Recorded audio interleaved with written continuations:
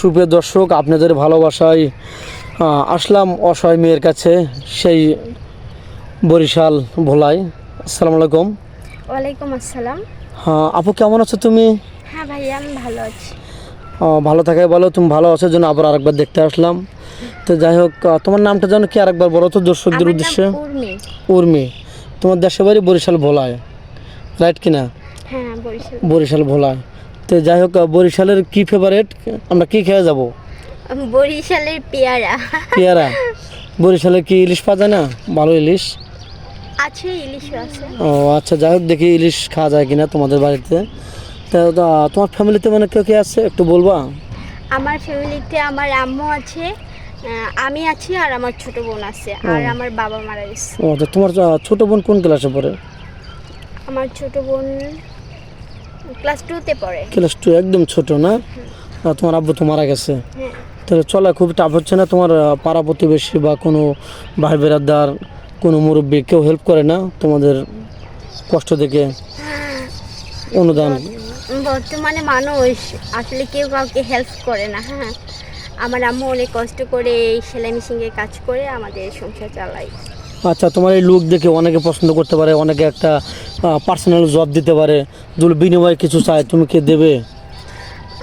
বিনিময়ে কিছু চাইলে, আমাকে বিয়ে করলে বিয়ে হতে পারবো, কিন্তু অন্য বাজে প্রস্তাব দিলে তো আমি সেটা অ্যাকসেপ্ট করব না। কারণ হচ্ছে যে গরিব হলেও আমার কেউ সতীর্থটাই আমাকে- আসল। হ্যাঁ, হ্যাঁ, আমার যদি ইজ্জত। বিয়ে করতে চাই তাহলে বিয়ে হবো।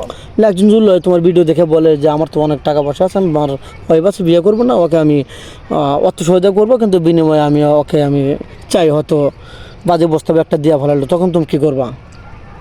না ভাইয়া, সরি, আমার পক্ষে সেটা সম্ভব না।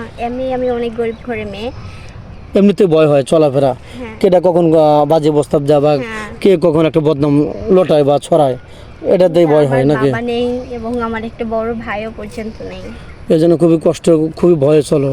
আচ্ছা, যাই হোক, তোমার কথাবার্তা খুবই ভালো লাগে, খুবই ভবিষ্যতে তুমি অনেক এগিয়ে যেতে পারবে, এটা আমি দোয়া করি।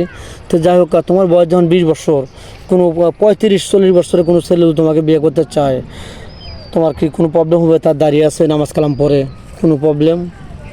কোনো প্রবলেম নেই। দাঁড়িয়ে থাকলে প্রবলেম নেই, তুমি তো অনেক সুন্দর মেয়ে, তুমি একসাথে ঘুরতে যাবে। দাড়ি তো ইসলামিক, আমরা যেহেতু মুসলমান, দাড়ি সুন্নত। হ্যাঁ, আমি চাই প্রত্যেকটা মানুষই দাড়ি রাখুক, আর দাড়ি থাকলে আমি বিয়ে করব।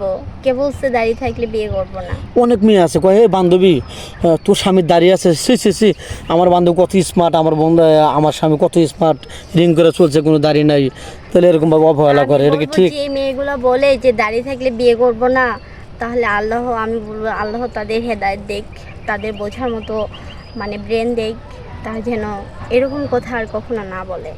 তোমার কথা শুনে খুবই ভালো লাগলো, মুগ্ধ হলাম। তো যাই হোক, ভিডিও আর লং করতে চাচ্ছি না। তোমাকে কীভাবে পাবে আপু, একটু বলো তো, তোমার ফোন নাম্বারটা দাও। আমাকে পাবেন ভাইয়ার মাধ্যমে।